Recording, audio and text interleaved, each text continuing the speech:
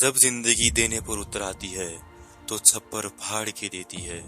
गली में खेलने वाले क्रिकेटर को भी एक दिन देश का सुपरस्टार बना देती है। अगर देने वाला ही रूठ जाए तो सुपरस्टार की पहले जिंदगी, फिर उसके बाद पहचान और विश्वास सब कुछ छीन लेती है। ये कहानी है क्रिकेट के किंग कोहली की। एक दौर था जब उसका क्रिकेट की दुनिया पर राज था।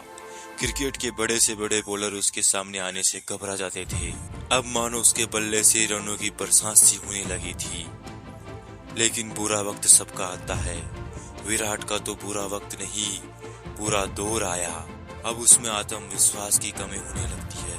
अब वही लोग उसकी बुराइयां करने लगते हैं जो कुछ समय पहले उसकी तारीफों के पुल बांधा करते थे। पिछले 2.5 सालों ने उसको सब कुछ सिखा दिया। पहले उसके शतकों का सूखा,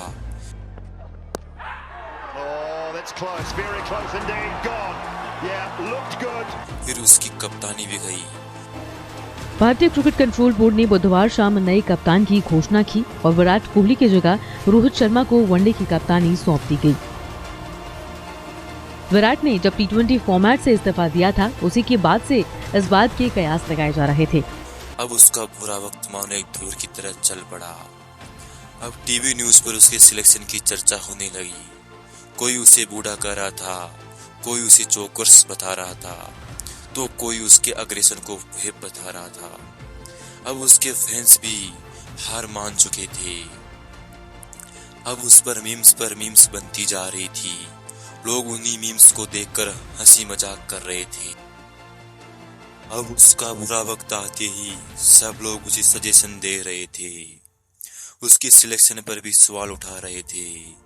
कोई भी आता उसे ट्रोल कर जाता। अब मोहल्ले के क्रिकेटर भी ये कहने लगे कि विराट की जगह अगर हम होते तो हम मैच जिता देते।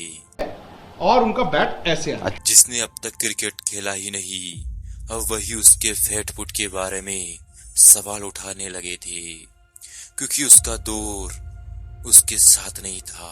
नमस्कार, आप देख रहे हैं द डॉक्यूमेंट्री हब में कहानी किंग कोहली के कमबैक की, बिल्कुल हमारे नए अंदाज में। तो आइए शुरू करते हैं शुरू से। चलता 2019, जगह थी ईडन गार्डन। यही वो आखिरी जगह थी जहां पर किंग कोहली का आखिरी शतक आया था। इसके बाद 2.5 साल बीत जाते हैं। किंग के बल्ले से एक भी शतक नहीं आ रहा था। 71 शतक आने से पहले कोरोना आया, उसकी वैक्सीन आई, लेकिन किंग कोहली का शतक नहीं आ रहा था। 2 आईपीएल बीत जाते हैं और कोहली से कुछ खास प्रदर्शन दिखाई नहीं दे रहा था। फिर वर्ल्ड कप आया और वर्ल्ड कप में टीम इंडिया ग्रुप स्टेज से बाहर हो जाती है। कप्तानी का प्रेशर साफ दिखता नजर आ रहा था, तो किंग ने कप्तानी भी छोड़ दी। वनडे और टेस्ट से कप्तानी छीन ली गई। बीसीसीआई से कम्युनिकेट किया। सबसे पहले मैंने बीसीसीआई को अप्रोच किया, तो उसको बहुत एक अच्छे तरीके से रिसीव किया गया। उसमें कोई ऑफेंस नहीं थी, उसमें कोई हेजिटेशन नहीं थी। उसमें मुझे ये नहीं कहा गया था कि आप T20 कैप्टनसी ना छोड़िए, बल्कि उसको बहुत अच्छे से रिसीव किया गया कि बहुत एक प्रोग्रेसिव। पूरी दुनिया में बीसीसीआई वर्सेस विराट चल रहा था। अब क्रिकेट विशेषज्ञों का विराट से भरोसा उठ चुका था। राजनीति के बारे में बताएंगे। आपको लगता होगा कि क्रिकेट सिर्फ एक खेल ही तो है, लेकिन इस खेल में भी राजनीति का खेल चलता है। आज विराट कोहली ने एक धमाकेदार प्रेस कॉन्फ्रेंस करके क्रिकेट में चल रहे राजनीति के खेल को सबके सामने उजागर कर दिया। विराट कोहली ने कहा कि उनसे वनडे टीम की कप्तानी लेने से सिर्फ 1.5 घंटे पहले बीसीसीआई ने उन्हें इस बात की जानकारी दी थी कि वो अब वनडे टीम के कप्तान नहीं रहेंगे। कौन होगा विराट की जगह कप्तानी और कौन होगा विराट का रिप्लेस, ये टीम इंडिया लगातार उसे ढूंढ रही थी। लेकिन कहते हैं ना, क्रिकेट का किंग इतने में हार जाता तो काहे का क्रिकेट का किंग। अब धीरे धीरे उसके बल्ले से रन तो आने लगे, लेकिन उसके शतकों का सूखा अभी तक खत्म नहीं हुआ। अगर कहानी यही खत्म हो जाती तो लोग कहते कि विराट हार गया, किंग हार गया, लेकिन ऐसा कुछ भी नहीं हुआ। किसी ने कहा है कि बुरा वक्त सबकी लाइफ में आता है, लेकिन बुरा वक्त अपनों की पहचान करा जाता है। अब एशिया कप आता है और लोग उसके सिलेक्शन पर सवाल उठा रहे थे, लेकिन कप्तान और टीम मैनेजमेंट को अब भी उस पर भरोसा था। जब प्रेस कॉन्फ्रेंस के दौरान रोहित से विराट के बारे में कुछ पूछा गया तो उनका ये जवाब था, इतने बढ़िया बैट्समैन है तो उनको रीअश्योरेंस की ज़रूरत नहीं है। आई थिंक मैंने लास्ट प्रेस कॉन्फ्रेंस में भी यही बोला था, फॉर्म तो ऐसे जो प्लेयर जो इतना साल खेले हुए हैं और इतना रन बनाया है, इतने मैचेस जीता है, उनको 1 या 2 इनिंग की ज़रूरत रहती है बस। ये मेरा मानना है, आई एम श्योर सबका मानना भी यही होगा जो भी क्रिकेट देख।